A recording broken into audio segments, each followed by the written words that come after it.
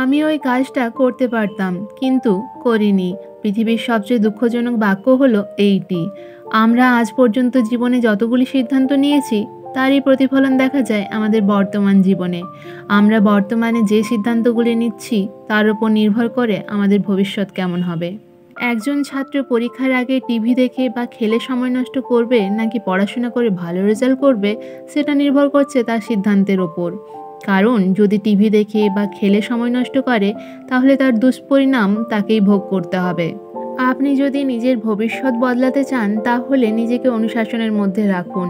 আপনার ইচ্ছে করুক বা নাই করুক, আপনাকে সেই গুরুত্বপূর্ণ কাজগুলি করতেই হবে, যার দ্বারা আপনার ভবিষ্যৎ উজ্জ্বল হতে পারে। আপনার কাছে যদি কম সময় হয় আর প্রলোভন বেশি থাকে, তাহলে আপনি মনোরঞ্জন করে সময় কাটাবেন নাকি গুরুত্বপূর্ণ কাজে মন দেবেন, তা সম্পূর্ণভাবে আপনার উপর নির্ভর করছে। এমন ক্ষেত্রে অবশ্যই গুরুত্বপূর্ণ কাজগুলি সেরে ফেলার চেষ্টা করুন। কারণ আপনার সফলতা যে আপনাকে প্রগতি দেবে তাই নয়, আপনার পরিবারও গর্ববোধ করবে। আপনার বাবা মা আপনাকে সন্তান হিসেবে পেয়ে গর্ববোধ করতে পারেন। অতএব গুরুত্বপূর্ণ কাজগুলিকে আগে করার চেষ্টা করুন।